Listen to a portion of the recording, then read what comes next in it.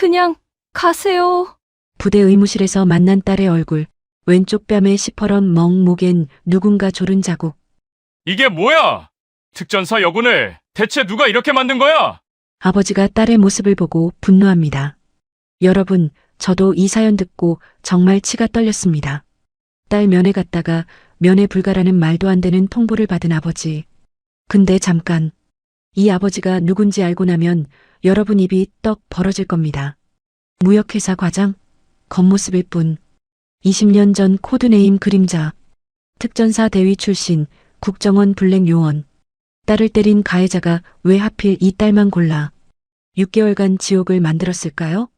그 뒤에 숨겨진 엄청난 비밀. 최영미 중위, 당신 아버지 최종석 기억하시죠? 이 한마디에 가해자가 무릎 꿇은 이유. 과연 어떤 일들이 일어났을까요?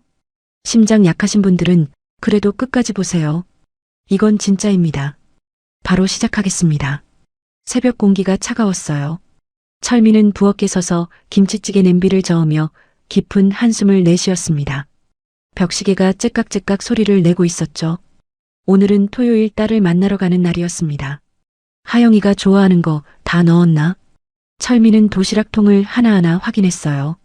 김치찌개, 계란말이, 소세지 볶음, 그리고 딸이 어릴 때부터 제일 좋아했던 고추장 불고기까지 정성스럽게 반찬을 담으면서도 마음 한구석이 무거웠습니다. 48세의 평범한 무역회사 과장. 남들이 보는 박철민은 그저 성실한 중년 남자일 뿐이었어요. 매일 아침 8시에 출근해서 저녁 7시에 퇴근하는 일상. 주말에는 집에서 TV를 보거나 동네 산책을 하는 소시민의 삶을 살고 있었죠. 하지만 20년 전까지만 해도 철민의 삶은 전혀 달랐습니다. 특전사 대위로 복무하며 국가의 그림자가 되어 살았던 시절. 그리고 그 후 10년간 국정원 요원으로 일했던 비밀스러운 과거가 있었어요. 하지만 딸 하영이에게는 단 한 번도 그 사실을 말한 적이 없었습니다. 도시락 가방을 챙기며 철민은 휴대폰을 확인했어요. 여전히 딸에게서 온 메시지는 없었습니다. 마지막 통화가 언제였던가요? 정확히 3주 전이었죠. 아빠, 나 괜찮아. 걱정하지 마. 그때 하영이의 목소리에서 뭔가 이상한 느낌을 받았어요. 평소와 달리 힘이 없었고 말끝이 떨렸던 것 같았습니다. 하지만 철민은 그저 훈련이 힘들어서 그런 거라고 생각했어요. 특전사 2등병 박하영. 22살의 어린 나이에 자원 입대를 선택한 용감한 딸이었습니다. 대학교 2학년을 마치고 갑자기 아빠, 나 군대 갈래. 그것도 특전사로라고 선언했을 때 철민은 깜짝 놀랐어요. 왜 하필 특전사야? 다른 부대도 많잖아. 진짜 실력으로 인정받고 싶어요. 여자라서 못한다는 소리 듣기 싫어. 그날 딸의 눈빛은 너무나 단단했습니다. 철민 자신이 20대에 가졌던 그 열정과 똑같았어요. 결국 반대할 수 없었죠. 아니, 반대하면 안 됐습니다. 자신의 과거를 숨기고 있는 아버지로서는 더더욱 그랬어요. 철민은 차 키를 들고 현관을 나섰습니다. 토요일 아침의 도로는 한산했어요. 라디오에서는 잔잔한 음악이 흘러나왔지만 철민의 마음은 전혀 평온하지 않았습니다. 운전대를 잡은 손에 힘이 들어갔어요. 평소 일주일에 2번은 꼭 전화하던 딸이었습니다. 아빠, 오늘 사격 훈련했는데 만점 맞았어. 하며 자랑하던 목소리가 귓가에 맴돌았죠. 그런데 3주째 연락이 뜸했어요. 문자 메시지도 짧아졌습니다. 응, 괜찮아, 알았어 같은 단답형 대답만 돌아왔죠. 뭔가 숨기는 게 있다는 걸 철민의 본능이 알려주고 있었습니다. 20년간 특수부대와 정보기관에서 일하며 길러진 직감이었어요. 사람의 미세한 변화를 읽어내는 능력. 그것이 지금 그에게 경고 신호를 보내고 있었습니다. 하영아, 무슨 일이 있는 거니? 마음속으로 되뇌며 철민은 엑셀을 밟았어요. 부대까지는 1시간 거리. 평소보다 빨리 가고 있었지만 그래도 너무 느리게 느껴졌습니다. 차창 밖으로 보이는 산들이 점점 가까워졌어요. 특전사 부대가 있는 곳은 도시에서 꽤 떨어진 산골이었습니다. 철민 자신도 젊은 시절 이런 곳에서 훈련받았었죠. 그때의 기억이 떠올랐어요. 새벽 구보, 산악행군, 격투훈련. 몸은 힘들었지만 마음은 뜨거웠던 시절이었습니다. 하지만 딸이 그 길을 걷게 될 줄은 몰랐어요. 부대 정문이 보이기 시작했습니다. 높은 철조망과 위험 있는 간판. 제형특전사령부라는 글씨가 햇빛을 받아 빛나고 있었어요. 철민은 차를 주차장에 세우고 도시락 가방을 들었습니다. 위병소로 걸어가는 발걸음이 무거웠어요. 왜일까요? 불안한 마음이 점점 커져갔습니다. 안녕하세요. 박하영 이등병 면회 왔습니다. 철민은 위병에게 정중하게 말했어요. 신분증을 건네며 평소처럼 미소를 지으려 했지만 위병의 표정이 이상했습니다. 잠시만요. 위병이 전화를 걸더니 한참을 통화했어요. 그리고 돌아온 대답은 충격적이었습니다. 죄송합니다. 박하영 이등병은 현재 면회가 불가능합니다. 네, 무슨 말씀이신가요? 철민의 목소리가 떨렸어요. 순간 온몸에 소름이 돋았습니다. 자세한 사항은 저도 모르겠습니다. 상부 지시입니다. 아니, 이게 무슨... 다른 분들은 다 면회하고 있잖아요. 실제로 주변을 보니 다른 가족들은 자유롭게 드나들고 있었어요. 웃으며 사진을 찍는 가족도 있었고 도시락을 들고 들어가는 어머니도 보였습니다. 오직 철민만 막혀 있었죠. 위병은 난처한 표정으로 고개를 저었어요. 정말 죄송합니다. 저도 이유는 중대장님이라도 만나게 해주세요. 제 딸에게 무슨 일이 있는 겁니까? 철민의 목소리가 점점 커졌어요. 하지만 위병은 계속 고개만 저을 뿐이었습니다. 철민은 깊게 숨을 들이쉬었어요. 감정을 억누르고 냉정을 되찾아야 했습니다. 20년간 특수부대와 국정원에서 일하며 배운 첫 번째 원칙. 감정에 휘둘리면 진실을 놓친다. 알겠습니다. 그럼 이 도시락이라도 전해주세요. 철민은 도시락 가방을 건넸어요. 위병이 받으려는 순간 철민은 재빨리 말했습니다. 혹시 최근에 무슨 일이 있었나요? 훈련 중 사고라도. 아, 그건 아닙니다. 사고는 없었어요. 위병의 대답이 너무 빨랐어요. 마치 준비된 답변처럼 들렸습니다. 철민의 눈이 날카로워졌죠. 무언가를 숨기고 있었어요. 분명했습니다. 일반적인 상황이 아니에요. 면회 제안이라는 것 자체가 이상했고 위병의 태도는 더욱 수상했습니다. 철민은 차로 돌아왔어요. 하지만 바로 떠나지 않았습니다. 휴대폰을 꺼내 전화번호를 찾기 시작했죠. 20년 전 함께 특전사에서 복무했던 동기의 번호였어요. 김상철, 지금 중령으로 이 부대에 있다고 했지. 철민은 망설임 없이 전화를 걸었습니다. 신호음이 3번 울린 후 익숙한 목소리가 들렸어요. 철민이냐? 오랜만이네. 상철아, 급한 일이 있어. 지금 부대 앞인데. 뭐? 여기 왜? 설마. 내 딸이 거기 있어. 박하영 이등병. 혹시 알아? 전화 너머로 침묵이 흘렀어요. 그 침묵이 철민에게는 첫마디 말보다 더 많은 것을 알려주었습니다. 상철아, 무슨 일이야? 내 딸한테 무슨 일이 생긴 거야? 철민아, 일단 만나자. 부대 밖 카페로 나올게. 10분만 기다려. 전화가 끊겼어요. 철민의 손이 떨리기 시작했습니다. 분노인지 두려움인지 알 수 없는 감정이 올라왔어요. 20년간 수많은 위험한 임무를 수행했던 그였습니다. 총알이 빗발치는 전장에서도 침착했고 생명을 위협받는 순간에도 냉정했어요. 하지만 지금 딸의 일 앞에서는 그저 불안에 떠는 평범한 아버지일 뿐이었습니다.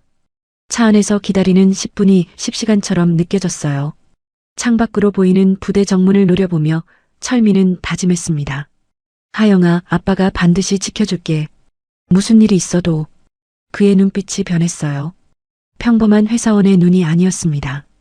20년 전 국가의 그림자로 살았던 특수요원의 눈빛이 다시 살아나고 있었죠. 드디어 저 멀리 상철의 모습이 보였어요. 빠른 걸음으로 다가오는 그의 표정은 심각했습니다. 철민은 차에서 내려 그를 맞았어요. 철민아, 일단 조용한 곳에서 얘기하자. 상철의 목소리가 낮았어요. 주변을 살피는 그의 모습에서 철민은 직감했습니다. 이것은 단순한 일이 아니었어요. 딸에게 정말로 심각한 일이 벌어지고 있었던 겁니다. 두 사람은 부대 근처 작은 카페로 들어갔어요. 구석자리에 앉자마자 상철이 입을 열었습니다. 내 딸 박하영 이등병 맞지? 며칠 전부터 의무실을 자주 드나들고 있어. 철민의 심장이 쿵 내려앉았어요. 의무실이라니. 다쳤다는 건가요? 아니면 왜? 무슨 일로? 정확히는 모르겠는데 최영미 중이가 자주 데리고 간다고 들었어. 그것도 이상한 게 중이가 이등병을 직접 의무실에 데려간다는 거 자체가 일반적이지 않잖아. 최영미 중이. 철민은 그 이름을 머릿속에 새겼어요. 그리고 상철의 다음 말에 온몸이 얼어붙었습니다. 그리고 철민아, 이건 확인된 건 아닌데 내 딸이 누군가에게 지속적으로 괴롭힘을 당하고 있다는 소문이 있어. 순간 철민의 눈앞이 빨갛게 변했어요. 분노가 온몸을 삼켜버렸습니다. 하지만 겉으로는 침착함을 유지했죠. 이럴 때일수록 냉정해야 했어요. 고마워, 상철아. 이 은혜는 꼭 갚을게. 야, 무슨 소리야. 우리 사이에. 그런데 철민아, 너 요즘도 그쪽 일하냐? 상철의 조심스러운 질문에 철민은 잠시 침묵했어요.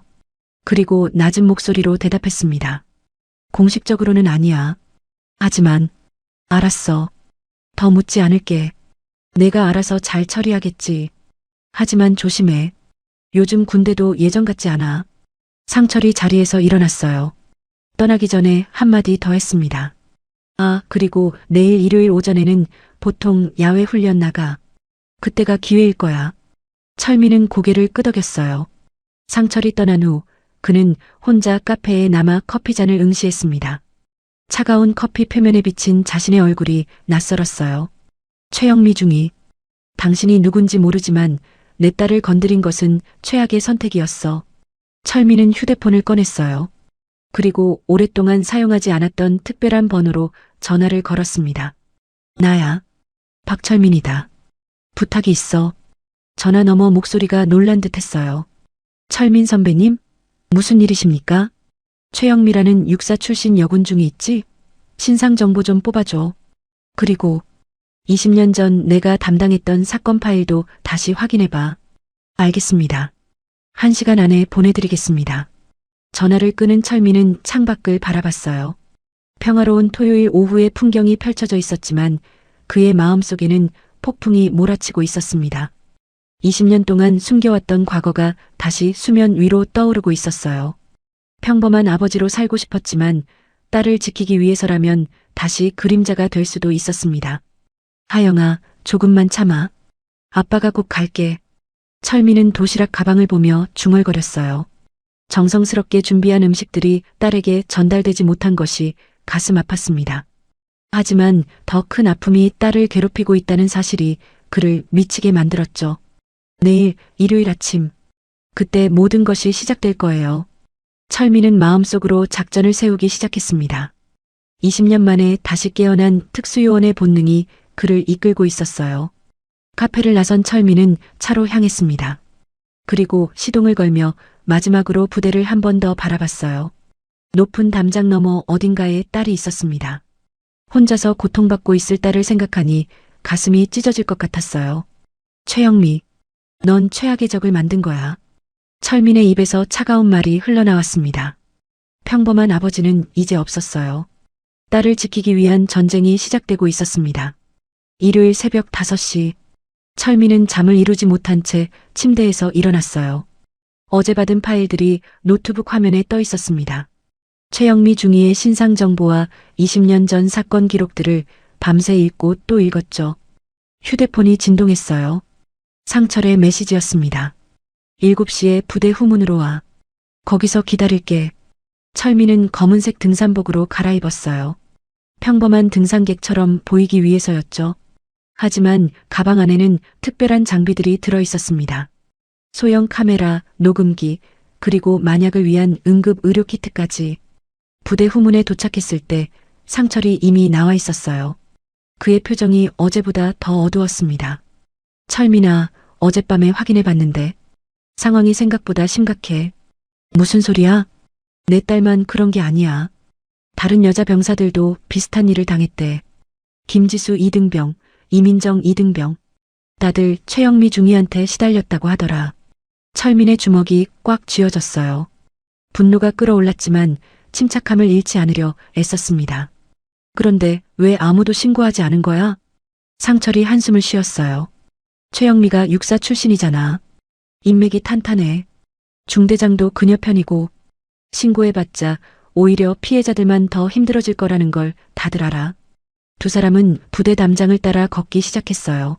일요일 아침의 고요함이 오히려 불안하게 느껴졌습니다. 의무실은 어디야? 저기 보이는 건물 2층이야. 지금은 비어 있을 거야. 일요일이니까. 철민은 건물을 유심히 살펴봤어요. 창문 위치, 출입구, 주변 CCTV까지 모든 것을 머릿속에 입력했습니다. 20년 전 특수 임무를 수행하던 때의 습관이 되살아났죠. 30분 후 철민은 의무실에 들어갈 수 있었어요. 상철이 열쇠를 구해준 덕분이었죠. 하얀 벽과 소독약 냄새가 가득한 공간. 그곳에서 철민은 진료 기록을 찾기 시작했습니다. 박하영, 박하영, 여기 있네. 파일을 펼치는 순간 철민의 손이 떨렸어요. 사진이 첨부되어 있었습니다. 딸의 얼굴 왼쪽에 선명한 멍, 보라색과 파란색이 섞인 끔찍한 상처였어요. 다음 페이지를 넘겼습니다. 목에 난 손톱 자국. 누군가 목을 조른 흔적이 분명했어요. 팔목의 멍들은 손가락 모양 그대로였습니다. 누군가 강하게 잡아 끌었다는 증거였죠. 이런. 철민의 목소리가 떨렸어요. 분노와 슬픔이 동시에 밀려왔습니다. 자신의 딸이 이런 고통을 겪고 있었는데 아버지로서 아무것도 모르고 있었다는 자책감이 가슴을 찢었어요. 진료 기록을 더 읽어내려갔습니다. 타박상, 찰과상, 경미한 뇌진탕 의심. 의학 용어들이 눈에 들어왔지만 철민에게는 그저 딸의 고통으로만 읽혔어요. 그때 문이 열리는 소리가 들렸습니다. 철민은 재빨리 파일을 원위치에 두고 숨을 곳을 찾았어요. 하지만 들어온 사람은 뜻밖의 인물이었습니다. 아빠? 하영이었어요. 창백한 얼굴, 깡마른 몸. 3주 만에 본 딸의 모습에 철민은 숨이 막혔습니다. 하영아. 철민이 딸에게 다가갔어요. 하영이는 뒤로 물러섰습니다. 그 모습이 철민의 가슴을 더욱 아프게 했어요. 왜 여기 계세요? 면회는 안 된다고. 상철 아저씨가 도와줬어. 하영아, 이게 뭐니? 얼굴에 이 상처는? 철민이 딸의 얼굴을 만지려 하자 하영이가 고개를 돌렸어요. 눈에 눈물이 고였지만 울지 않으려 애쓰는 모습이 역력했습니다. 아무것도 아니에요. 훈련 중에 다친 거예요. 하영의 목소리는 너무 작았어요. 거짓말이라는 것을 누구나 알 수 있었죠. 하영아, 아빠한테는 말해도 돼. 누가 이렇게 한 거야? 정말 아무것도 아니라니까요. 하영이 갑자기 소리를 질렀어요. 그리고는 놀란 듯 입을 막았습니다. 죄송해요, 아빠. 그냥 좀 힘들어서. 철민은 딸을 조심스럽게 안았어요.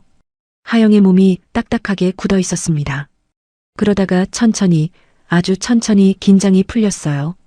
그리고 작은 흐느낌이 시작됐죠. 아빠, 저 정말 괜찮아요. 그냥 조금만 더 참으면 돼요. 왜 참아야 하는데? 누가 널 이렇게 만든 거야? 하영이가 고개를 저었어요. 입을 열지 않았습니다. 하지만 그 침묵이 오히려 더 많은 것을 말해주고 있었어요. 최영미 중이지? 철민의 말에 하영의 몸이 흠칫 떨렸어요. 정답이었습니다. 아빠가 어떻게? 하영아, 왜 말하지 않았어? 왜 혼자 참았어? 하영이 고개를 들었어요. 눈에서 눈물이 흘러내렸습니다. 말하면 더 심해질까 봐요. 그리고 아빠한테 실망을 안기고 싶지 않았어요. 특전사까지 와서 이런 일로 포기하는 딸이 되고 싶지 않았어요. 철민의 가슴이 무너졌어요. 딸이 자신을 실망시킬까봐 이런 고통을 혼자 참고 있었다니. 20년간 국가를 위해 싸웠지만 정작 자신의 딸은 지키지 못한 무능한 아버지가 된 기분이었습니다. 그때 복도에서 발소리가 들렸어요. 하영의 얼굴이 새하얗게 변했습니다. 안 돼. 중이님이에요. 아빠, 빨리 숨으세요. 하지만 철민은 움직이지 않았어요. 오히려 문 쪽으로 걸어갔습니다. 아빠, 제발. 문이 열렸어요. 30대 초반의 여성 장교가 들어왔습니다. 단정한 군복, 날카로운 눈매. 최영미 중이었어요. 박하영 이등병, 여기서 뭐 하는 거야? 그리고 이 사람은? 안녕하세요. 박하영 아버지입니다. 철민이 정중하게 인사했어요. 하지만 그의 눈빛은 차가웠습니다. 최영미의 표정이 순간 굳었어요. 그리고는 금세 미소를 지었습니다. 아, 아버님이시군요. 하지만 일요일의 면회는 제 딸이 다쳤다는 소식을 듣고 왔습니다. 중위님이 자주 의무실에 데려오신다고 들었는데요. 철민의 말에 최영미의 눈빛이 날카로워졌어요. 훈련이 힘들어서 가끔 데려온 것뿐입니다. 저는 오히려 박하영 이등병을 많이 챙기고 있어요. 그런가요? 그럼 제 딸 얼굴에 난 상처도 중위님이 챙긴 결과인가요? 분위기가 싸늘해졌어요. 최영미의 얼굴이 붉어졌습니다. 무슨 말씀이신지. 중위님, 저는 제 딸에게 무슨 일이 일어나고 있는지 다 알고 있습니다. 그리고 왜 이런 일이 일어나는지도요. 철민이 한 걸음 다가섰어요. 최영미가 뒤로 물러났습니다. 20년 전 최종석이라는 사람 아시죠? 중위님 아버지 말입니다. 최영미의 얼굴이 하얗게 질렸어요. 눈이 크게 떨렸습니다. 어떻게? 그때 그 사건을 담당했던 사람이 바로 저예요. 박철민 대위, 아니, 지금은 그냥 박철민입니다. 최영미가 비틀거렸어요. 의자를 잡고 겨우 균형을 유지했습니다. 하영이는 두 사람을 번갈아 보며 당황하고 있었어요. 아빠, 무슨 말이에요? 20년 전이라니. 철민은 딸을 보지 않고 최영미만 응시했어요. 중위님, 복수하고 싶으셨나요? 아버지가 감옥에 간 것이 억울하셨나요? 그래서 무고한 제 딸을 괴롭힌 겁니까? 최영미의 입술이 떨렸어요. 말을 하려 했지만 아무 소리도 나오지 않았습니다. 하지만 아셔야 할 게 있습니다. 당신 아버지는 무기를 불법으로 팔아 많은 사람을 죽게 했어요. 그 무기로 죄 없는 민간인들이 죽었습니다. 그걸 막은 게 저였고요. 철민의 목소리는 차분했어요. 하지만 그 안에는 분노가 끓고 있었습니다. 그런데 당신은 그 원한을 제 딸에게 푸신 겁니까? 아무 잘못도 없는 22살 아이에게? 최영미가 갑자기 소리를 질렀어요. 당신이 뭘 알아? 우리 가족이 어떻게 무너졌는지 알기나 해? 아버지가 감옥 가고 어머니가 병으로 돌아가셨어. 다 당신 때문이야. 그래서 제 딸을 때린 겁니까? 철민의 목소리가 낮아졌어요. 위험한 신호였습니다. 20년간 국정원에서 일하며 수많은 범죄자를 상대했던 그 목소리였어요. 최영미가 입을 다물었습니다. 하지만 눈빛은 여전히 반항적이었어요. 증거라도 있어요? 있습니다. 철민이 휴대폰을 꺼냈어요. 화면에는 CCTV 영상이 재생되고 있었습니다. 최영미가 하영의 머리를 잡고 벽에 밀치는 장면이었어요. 이건 어떻게? 중위님, 저를 너무 얕보신 것 같네요. 저는 20년간 이런 일을 해온 사람입니다. 철민이 다른 영상을 보여줬어요. 최영미가 다른 여성 병사들을 괴롭히는 장면들이 이어졌습니다.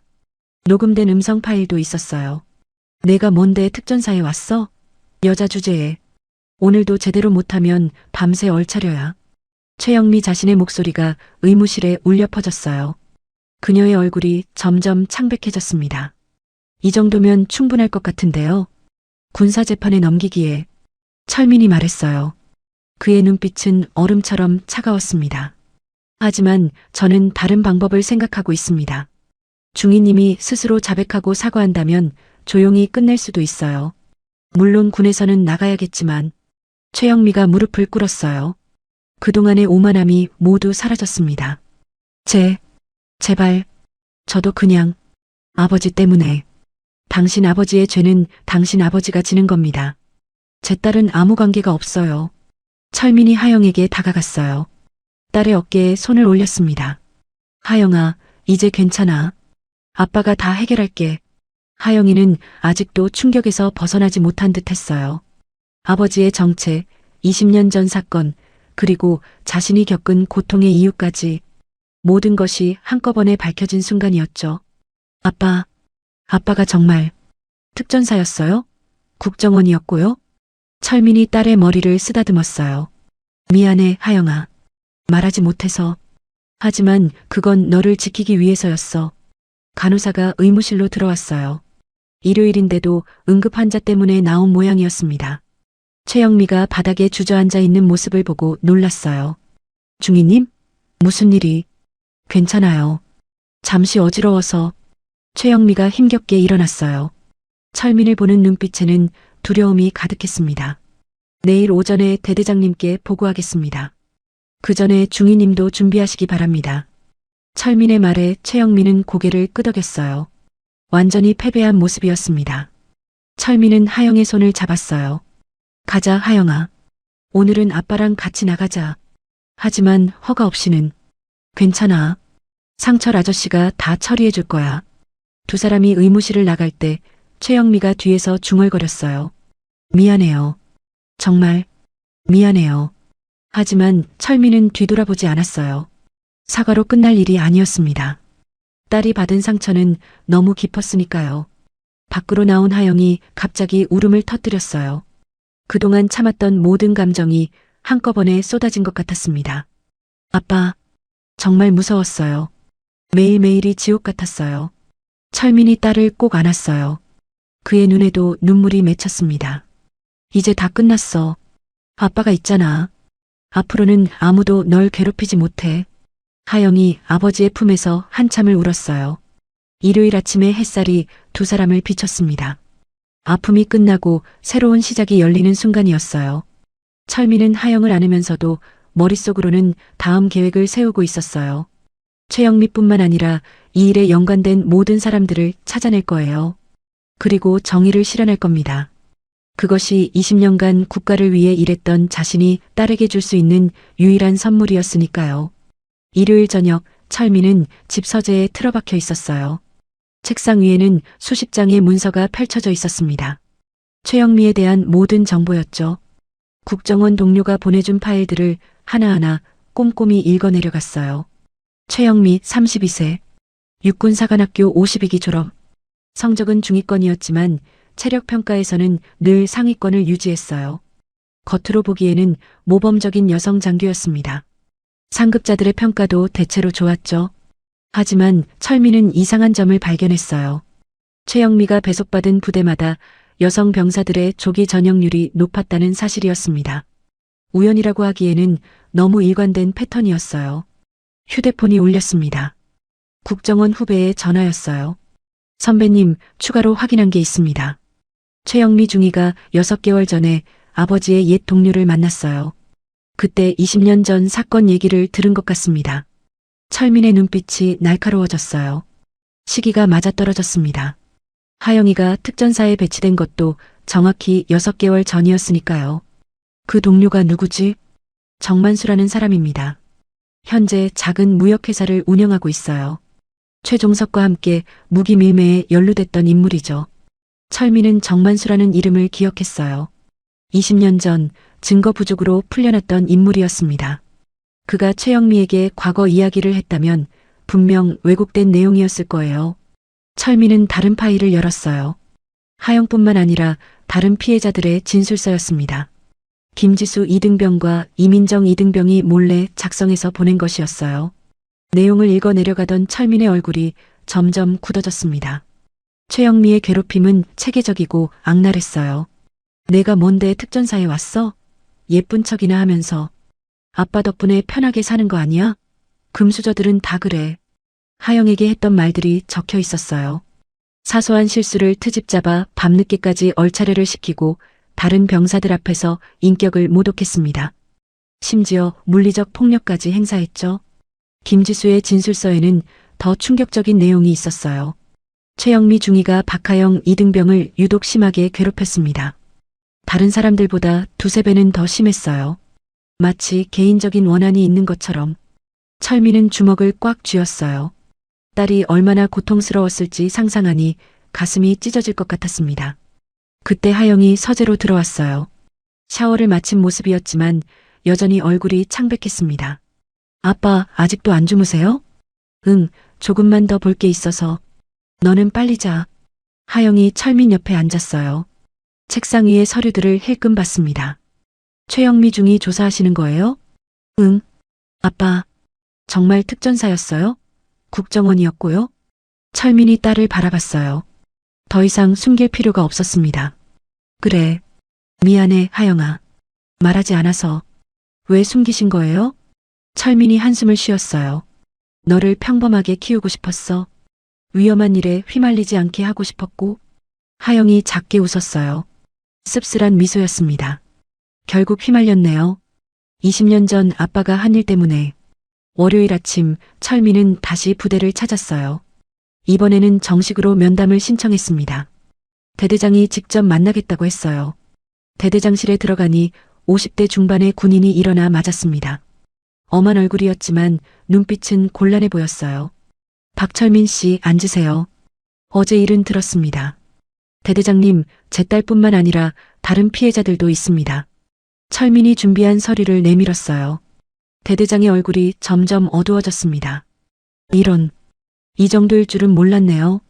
왜 지금까지 방치하셨습니까? 철민의 목소리가 차가웠어요. 대대장이 머뭇거렸습니다. 최영미 중위가 육사 출신이고 상부에 인맥이 있어서 그래서 병사들의 고통을 외면하셨다는 겁니까? 대대장이 고개를 숙였어요. 변명의 여지가 없었죠. 그때 밖에서 소란이 일어났어요. 문이 벌컥 열리고 최영미가 들어왔습니다. 눈이 충혈되어 있었고 머리는 헝클어져 있었어요. 대대장님, 이 사람이 저를 협박했습니다. 조작된 증거로. 중위, 진정하세요. 대대장이 말했지만 최영미는 멈추지 않았어요. 이 사람이 누군지 아세요? 20년 전에 우리 아버지를. 철민이 일어섰어요. 최영미를 똑바로 바라봤습니다. 당신 아버지 최종석은 무기를 불법으로 팔아 수많은 사람을 죽였습니다. 그 무기가 테러리스트 손에 들어가 민간인 200명이 죽었어요. 최영미의 얼굴이 일그러졌어요. 거짓말. 아버지는 억울하게. 증거가 있습니다. 철민이 또 다른 파일을 꺼냈어요. 20년 전 사건 기록이었습니다. 사진과 문서들이 빼곡했어요. 철민은 차분하게 설명하기 시작했어요. 2005년 3월 최종석은 구소련제 무기를 동남아시아 반군에 팔았습니다. AK-47 500정, RPG 200발, 그리고 대량의 폭발물이었죠. 최영미가 고개를 저었어요. 믿고 싶지 않은 표정이었습니다. 그 무기들이 결국 테러에 사용됐습니다. 시장에서, 학교에서, 병원에서, 아이들까지 죽었어요. 철민이 사진 한 장을 보여줬어요. 테러 현장의 참혹한 모습이었습니다. 최영미가 눈을 돌렸어요. 저는 당시 특전사 대위로 그 사건을 추적했습니다. 6개월간의 수사 끝에 당신 아버지를 체포했죠. 대대장이 놀란 표정으로 철민을 봤어요. 박철민 대위, 그 유명한 그림자 작전의 주인공이셨군요. 철민은 대답하지 않고 최영미를 계속 바라봤어요. 당신 아버지는 재판에서 모든 것을 자백했습니다. 돈 때문에 그런 일을 했다고. 단 한 번도 피해자들에게 사과하지 않았어요. 최영미가 무릎을 꿇었어요. 온몸이 떨리고 있었습니다. 아니야. 정만수 아저씨는 그렇게 말하지 않았어. 정만수도 공범이었습니다. 증거가 부족해서 풀려났을 뿐이죠. 그가 당신에게 거짓말을 한 겁니다. 철민은 노트북을 열었어요. 화면에는 최영미와 정만수가 만나는 CCTV 영상이 떴습니다.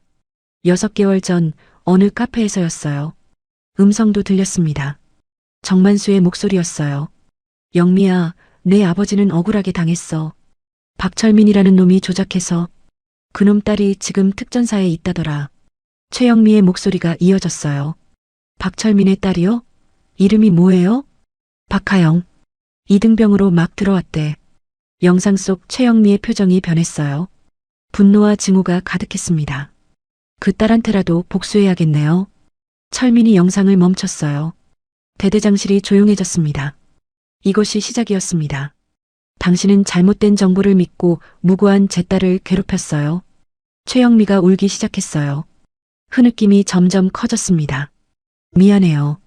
정말 미안해요. 저는 그냥 아버지가 그리웠어요. 철민의 표정이 잠시 부드러워졌어요. 하지만 곧 다시 차가워졌습니다. 당신의 아픔은 이해합니다. 하지만 그것이 제 딸을 괴롭힐 이유는 되지 않아요. 대대장이 일어섰어요. 최영미 중위, 당장 무기고로 가서 대기하세요. 헌병대에 인계하겠습니다. 최영미가 비틀거리며 일어섰어요. 문을 나가기 전에 철민을 돌아봤습니다. 박하영 이등병한테 정말 미안하다고 전해주세요. 철민은 대답하지 않았어요. 최영미가 나간 후 대대장이 깊은 한숨을 쉬었습니다. 박 선생님, 정말 죄송합니다. 제가 더 일찍 조치했어야 했는데 이제라도 바로잡아 주십시오. 다른 피해자들도 있습니다. 철민이 김지수와 이민정의 진술서를 건넸어요. 대대장이 읽어내려가며 얼굴이 점점 붉어졌습니다. 이런 일이 제 부대에서 최영미와 함께 가담한 사람들도 있습니다.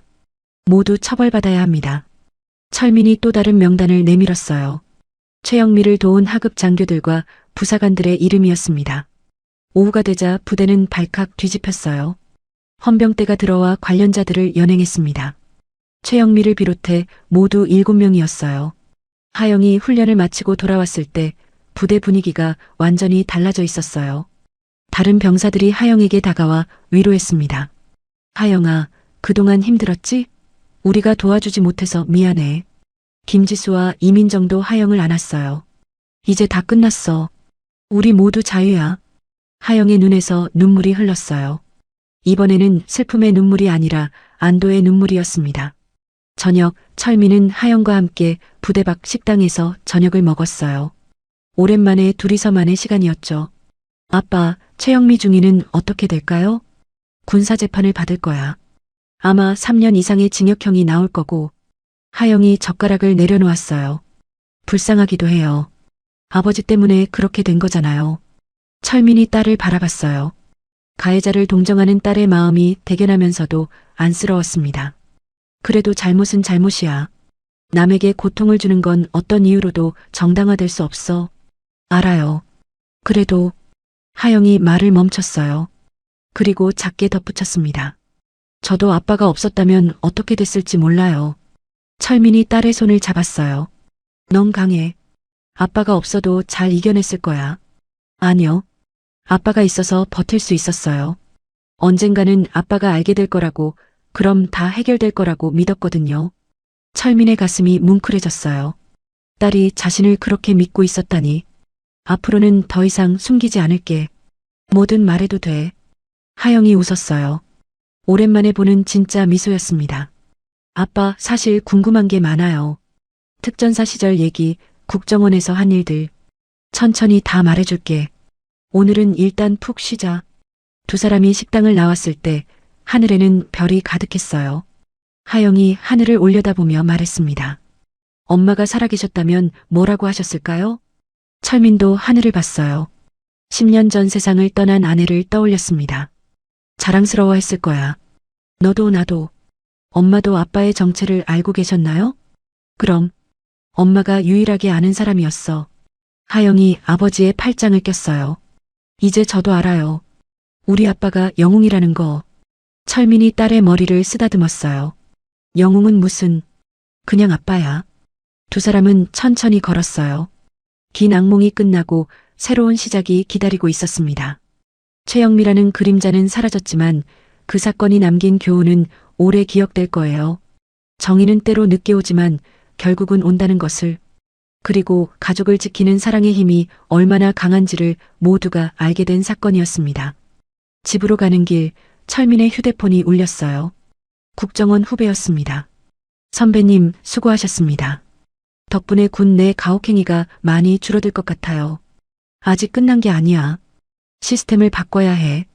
네, 국방부에서도 대책을 마련한다고 합니다. 전화를 끊고 철민은 미소를 지었어요. 딸을 지키려다 많은 사람을 구하게 됐습니다. 뜻하지 않은 성과였죠. 집에 도착한 철민은 아내의 사진 앞에 섰어요. 여보, 우리 하영이 잘 지켰어. 당신이 하늘에서 도와준 것 같아.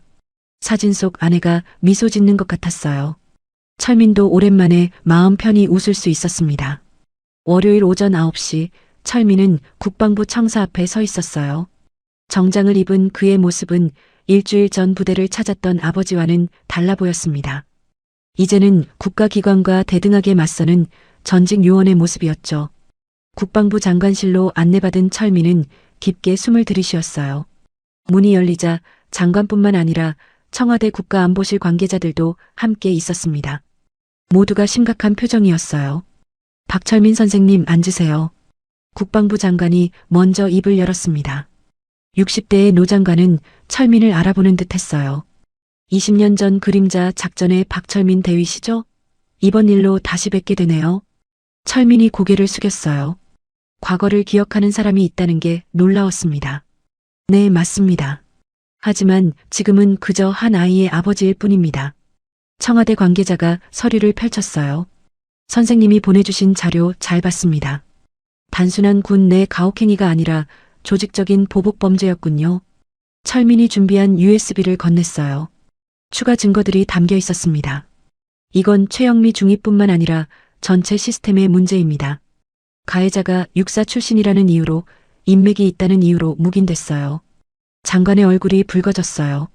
부끄러운 듯 고개를 숙였습니다. 죄송합니다. 저희가 관리 감독을 제대로 못했네요. 사과보다는 재발 방지가 중요합니다.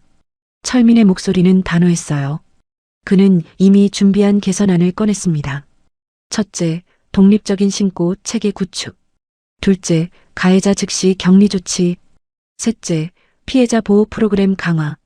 청와대 관계자가 고개를 끄덕였어요. 좋은 제안입니다.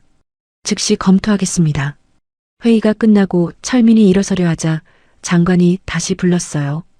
박 선생님, 혹시 군 인권자문위원으로 활동하실 생각은 없으신지요? 철민은 잠시 생각했어요. 그리고 고개를 저었습니다. 감사하지만 전 이제 평범한 아버지로 살고 싶습니다. 화요일 군사법원에서 첫 공판이 열렸어요. 철민은 증인석에 앉아 있었습니다. 법정은 방청객으로 가득 찼어요. 언론의 관심도 뜨거웠죠. 최영미가 피고인석에 앉아 있었어요. 군복이 아닌 수의를 입은 그녀는 완전히 다른 사람 같았습니다. 고개를 숙인 채 떨고 있었어요. 검사가 기소 내용을 읽기 시작했습니다. 피고인 최영미는 2024년 7월부터 2025년 1월까지 6개월간 피해자 박하영 이등병을 지속적으로 폭행, 모욕, 협박했습니다. 증거들이 하나씩 제시됐어요. CCTV 영상이 재생될 때마다 방청석에서 탄식이 흘러나왔습니다. 최영미의 잔혹함이 낱낱이 드러났어요. 철민이 증인으로 나섰습니다. 재판장이 질문했어요. 증인은 피해자의 아버지이면서 동시에 20년 전 피고인 아버지 사건의 담당자였다고요? 네, 맞습니다. 그래서 피고인이 개인적 복수를 한 것인가요? 철민이 최영미를 바라봤어요. 그녀는 고개를 들지 못했습니다. 피고인은 잘못된 정보에 속았습니다. 하지만 그것이 무고한 제 딸을 괴롭힐 이유는 되지 않습니다. 변호사가 일어섰어요. 피고인도 어떤 면에서는 피해자입니다. 아버지를 잃은 상실감이. 반대합니다. 검사가 소리쳤어요. 개인적 불행이 범죄의 면죄부가 될 수 없습니다. 재판장이 망치를 두드렸어요. 조용히 하세요. 계속하시죠, 박철민 증인. 철민은 차분하게 말을 이어갔어요. 딸이 받은 고통, 다른 피해자들의 아픔, 그리고 군 조직의 문제점까지 1시간 동안의 증언은 법정을 숙연하게 만들었습니다. 최영미가 최후 진술을 했어요. 떨리는 목소리였습니다. 모든 걸 인정합니다. 변명하지 않겠습니다. 피해자들에게 진심으로 사죄합니다. 2주 후 판결이 났어요. 최영미는 징역 3년 6개월을 선고받았습니다. 공범들도 각각 1년에서 2년의 형을 받았어요. 황소령은 파면되었고 관련자들은 모두 좌천되거나 전역 조치됐습니다. 판결 다음 날 철민은 다시 부대를 찾았어요. 이번에는 축하하러 온 것이었습니다. 하영이 특별 표창을 받게 됐거든요. 대대장이 연병장에서 훈시를 했어요. 박하영 이등병은 극도의 어려움 속에서도 특전사 정신을 잃지 않았습니다. 그녀의 용기가 많은 전우들을 구했습니다. 하영이 앞으로 나갔어요. 떨리는 듯 했지만 당당한 모습이었습니다. 대대장이 표창장을 건넸어요. 자랑스럽습니다. 박하영 이등병. 감사합니다. 하영의 목소리가 연병장에 울려 퍼졌어요. 동료들이 박수를 쳤습니다. 김지수와 이민정은 눈물까지 흘렸죠. 표창식이 끝나고 하영이 철민에게 달려왔어요. 아빠 봤어요? 표창 받았어요? 그래, 정말 자랑스러워. 철민이 딸을 안았어요. 6개월 전 입대할 때는 걱정스러웠지만 이제는 딸이 얼마나 강한지 알게 됐습니다. 저녁 부대 식당에서 작은 축하 파티가 열렸어요. 동료들이 하영을 위해 준비한 것이었습니다. 케이크도 있었고 손수 쓴 편지들도 있었어요. 한 선임이 말했습니다. 하영아, 내가 있어서 우리 부대가 바뀌었어. 고마워. 저야말로 선임들 덕분에 버틸 수 있었어요. 하영의 겸손한 대답에 모두가 웃었어요. 이제 그녀는 진정한 전우가 됐습니다. 3개월 후 봄이 왔어요. 하영은 일병으로 진급했고 신병교육조교로 차출됐습니다. 철민은 주말마다 부대를 찾아 딸을 만났어요. 어느 토요일 두 사람은 부대 근처 산을 올랐어요. 정상에서 내려다본 풍경이 아름다웠습니다. 아빠, 왜 진작 말해주지 않았어요? 특전사였던 것, 국정원이었던 것. 철민이 딸을 바라봤어요. 햇살에 빛나는 하영의 얼굴이 엄마를 닮았습니다. 내가 스스로 서길 바랐어. 아빠의 그림자가 아니라 너 자신으로. 하영이 고개를 끄덕였어요. 이제 이해해요. 그리고 더 자랑스러워요. 우리 아빠가 나라를 지킨 영웅이었다는 게 영웅은 아니야. 그냥 할 일을 했을 뿐이지. 두 사람은 나란히 앉아 도시락을 먹었어요. 철민이 만든 김치찌개와 계란말이였습니다. 하영이 맛있게 먹는 모습을 보며 철민은 미소 지었어요. 아빠, 전역하면 뭐 할 거예요? 글쎄, 아직 1년 남았잖아. 저도 아빠처럼 되고 싶어요. 약한 사람들을 지키는 사람. 철민이 딸의 어깨를 토닥였어요. 넌 이미 그런 사람이야. 최영미 사건 때 다른 피해자들을 위해 나섰잖아. 하영이 쑥스럽게 웃었어요. 그건 아빠가 도와줘서. 아니야. 내가 먼저 버텨줬기 때문에 가능했어. 6개월 후 하영은 특전사 모범병사로 선발됐어요. 국방부 장관이 직접 부대를 방문해 표창을 수여했습니다. 박하영 일병은 역경을 이겨내고 전우회를 실천한 진정한 특전사입니다. 표창식에는 언론도 참석했어요. 하영의 사연이 알려지면서 군내 인권 개선의 상징이 됐거든요. 인터뷰에서 하영이 말했습니다. 저 혼자 힘으로는 불가능했어요.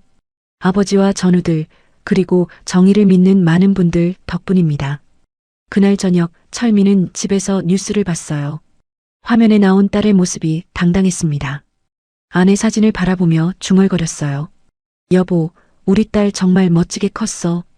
다음 날 국방부에서 발표가 있었어요. 박하영 법이라는 이름의 군 인권보호법이 제정된다는 소식이었습니다. 독립적인 신고 체계와 피해자 보호 프로그램이 핵심이었어요. 철민의 휴대폰이 울렸습니다. 하영이었어요. 아빠, 들었어요? 제 이름이 법안에 들어간대요.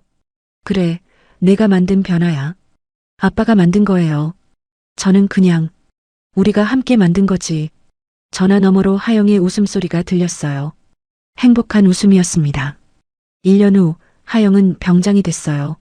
후임들에게 든든한 선임이 되어 있었습니다. 특히 여성 병사들에게는 롤모델이었죠. 어느 날 새로 들어온 이등병이 하영에게 물었어요. 선임님, 군 생활이 너무 힘든데 어떻게 버티셨어요? 하영이 따뜻하게 웃으며 답했습니다. 혼자가 아니라는 걸 기억해. 힘들 때 도움을 청하는 것도 용기야. 그 모습을 지켜보던 중대장이 철민에게 전화했어요. 박하영 병장 덕분에 우리 부대가 완전히 바뀌었습니다. 정말 훌륭한 병사예요. 철민은 자부심을 느꼈어요. 딸이 고통을 딛고 성장했다는 게 무엇보다 기뻤습니다. 저녁을 한 달 앞둔 어느 날 하영이 집에 외박을 나왔어요. 오랜만에 부녀 시간이었습니다. 아빠, 저 대학 복학하면 법대로 전과하려고요. 갑자기 왜? 군 인권 변호사가 되고 싶어요. 저처럼 고통받는 사람들을 돕고 싶어서. 철민이 딸의 손을 잡았어요. 좋은 생각이야. 아빠가 응원할게. 아빠도 가끔 특강 와주실 거죠? 그럼 언제든지. 두 사람은 한강 다리를 걸었어요. 노을이 아름답게 물들고 있었습니다. 아빠, 최영미 중위 소식 들었어요? 철민이 고개를 끄덕였어요. 감옥에서 반성하고 있다더라. 피해자들에게 편지도 보냈고, 용서는 못하지만, 불쌍하기도 해요. 그게 사람의 마음이지. 미워하면서도 연민을 느끼는 것. 하영이 강물을 바라봤어요. 아빠, 정의란 뭘까요? 철민이 잠시 생각했어요. 그리고 천천히 대답했습니다. 약한 사람이 부당하게 고통받지 않는 것. 그리고 잘못한 사람이 합당한 대가를 치르는 것. 그럼 우리가 이룬 건 정의인가요? 그래, 작지만 의미 있는 정의였어. 저녁식 날 철민은 부대 정문에서 딸을 기다렸어요. 2년의 군 생활을 마친 하영이 당당하게 걸어 나왔습니다. 아빠. 하영이 철민에게 달려와 안겼어요. 군복을 벗었지만 더욱 강해진 모습이었습니다. 고생했어, 우리 딸. 이제 시작이에요. 더 큰 일들을 할 거예요. 집으로 가는 차 안에서 하영이 말했어요. 아빠 사실 군대 가기 전에는 아빠가 그냥 평범한 회사원인 줄 알았어요. 지금도 평범한 회사원이야. 아니에요. 아빠는 영웅이에요. 제 영웅. 철민의 눈가가 촉촉해졌어요. 딸의 인정이 그 어떤 훈장보다 값졌습니다. 집에 도착하자 현관에 화환이 놓여 있었어요. 국정원 동료들이 보낸 것이었습니다. 박하영 병장 전역을 축하합니다. 박철민 선배님의 딸다운 용기에 경의를 표합니다. 하영이 놀란 눈으로 아버지를 봤어요. 아빠 진짜 대단한 사람이었네요. 철민이 딸을 안았어요. 넌 더 대단한 사람이 될 거야. 그날 밤 철민은 일기를 썼어요. 마지막 문장은 이랬습니다. 딸을 지키려다 세상을 조금 바꿨다. 하영이는 이제 스스로 빛나는 별이 됐다. 나는 여전히 평범한 아버지지만 그것만으로도 행복하다. 창밖의 별들이 반짝였어요. 새로운 시작을 축복하는 것처럼. 안녕하세요. 인생 어울림입니다. 이번 영상 즐겁게 감상하셨는지요? 여러분의 생각을 댓글로 남겨주세요. 구독과 좋아요는 영상 제작에 큰 도움이 됩니다. 끝까지 시청해주셔서 감사드리며 더 좋은 영상으로 곧